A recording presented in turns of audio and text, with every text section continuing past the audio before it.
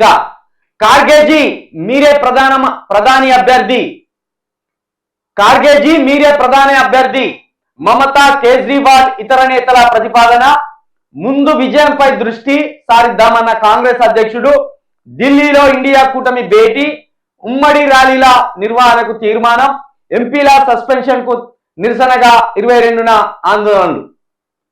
మొత్తానికైతే ఇండియా కూటమి ఏదైతే ఉన్నదో లాలూ ప్రసాద్ యాదవ్ కావచ్చు, నితీష్ కుమార్ కావచ్చు, లేకపోతే మమతా బెనర్జీ కావచ్చు, స్టాలిన్ తమిళనాడు ముఖ్యమంత్రి కావచ్చు, వీళ్ళంతా కలిసి ఇండియా కూటమిగా ఏర్పడింది. అంతకుముందు యూపీఏ కూటమి కింద ఉండే ఈ పార్టీలన్నీ ఇప్పుడు ఇండియా కూటమిగా ఏర్పడి వీళ్ళు ఇప్పుడు కాంగ్రెస్ అధ్యక్షుడిగా ఉన్న మల్లికార్జున్ ఖార్గే గారిని మీరే ఇండియా కూటమికి సంబంధించిన ప్రధాని అభ్యర్థి అనేది నిన్న మాట్లాడిండు.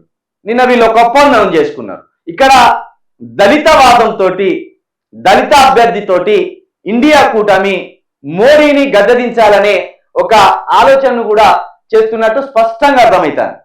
ఎందుకంటే దేశంలో దళితవాదం అనేది అత్యంత బలమైనది. దళితుడు పాటెత్తుకున్నా దళిత వాదం ఎత్తుకున్నా ఖచ్చితంగా కుర్చీ పడిపోవాల్సిందే, అంత బలమైనది. హిందుత్వానికి ఎంత బలం ఉన్నదో ఈ దేశంలో దళితవాదానికి అంతే బలం ఉన్నది. దళితుడు ఒకసారి తిరగబడితే రాజ్యం కూలిపోతుంది. హిందువులను ఎట్లయితే సెన్సిటివ్గా చేసి మన హిందువులకు ఏమో అవుతుంది అంటారు కదా, ఈ హిందువుల్లో బీసీలు ఉంటారు, ఎస్సీలు ఉంటారు, ఎస్టీలు ఉంటారు.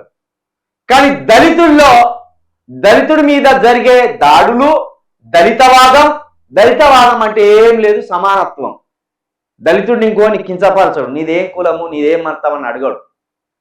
దళితుని దగ్గరికి వస్తే కడుపు నిండా తిన్నావా భుజం మీద చేసుకుని నడుపుతారు వానికి ఎలాంటి అసమానత ఉండదు. కాబట్టి ఆ సమానత్వాన్ని మేము చూపిస్తున్నామని ఇండియా కూటమి దేశానికి ఒక సందేశాన్ని ఇవ్వడానికి ఈసారి మేము దళితున్నే ముందర పెడుతున్నాం, దళిత ప్రధాని రాబోతుంది, ఇక దేశంలో సమస్యలే ఉండయి అనేది చెప్పదలుచుకోవడానికి ఇండియా కూటమి మల్లికార్జున్ ఖార్గే గారిని ప్రధానమంత్రి అభ్యర్థిగా ప్రకటించిండ్రు. అయితే మల్లికార్జున్ ఖార్గే గారు ఏమంటారు, ముందు ప్రధానమంత్రి అభ్యర్థి అనేది మనకు అవసరం లేదు, తర్వాత ఆలోచిద్దాం, ముందు కాంగ్రెస్ ముందు విజయంపై దృష్టి పెడదాం, ముందు గెలవడంపై దృష్టి పెడదామంట. నిజానికి ఇండియా కూటమిలో పెద్ద పార్టీ అంటే కాంగ్రెస్ పార్టీ అంత పెద్ద పార్టీ లేదు, జాతీయ పార్టీలు కూడా ఇక్కడ లేవు. నితీష్ కుమార్ది చూసుకున్నా, లేకపోతే లాలూ ప్రసాద్ యాదవ్ది చూసుకున్నా, లేకపోతే మన కేజ్రీవాల్ది చూసుకున్నా, లేకపోతే స్టాలిన్ ముఖ్యమంత్రిగా ఉన్న తమిళనాడు పార్టీ డిఎంకే పార్టీని చూసుకున్నా కూడా ఇవన్నీ రాష్ట్ర స్థాయి పార్టీలే.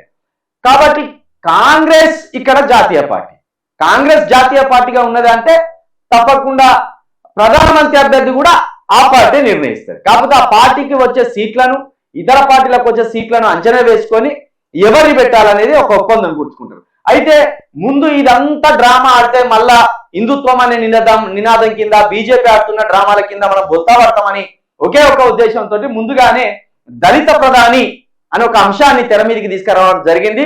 ఇక ఒకవేళ కాంగ్రెస్ పార్టీ ఇండియా కూటమి అధికారంలోకి వస్తే మల్లికార్జున్ ఖార్గే గారే ప్రధానమంత్రి అభ్యర్థి అనేది కూడా తేలిపోనున్నది ఇక్కడ.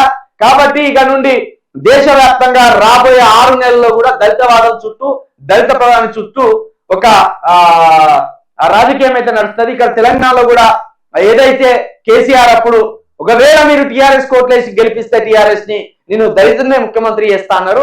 మరి అలాంటి నమ్మబలికే వేషమే ఇక్కడ కాంగ్రెస్ పార్టీ ఎత్తుతుందా అనేది కూడా ఒకటి మనం అర్థం చేసుకోవాల్సిన ఆలోచించవలసిన విషయం కూడా. ఇక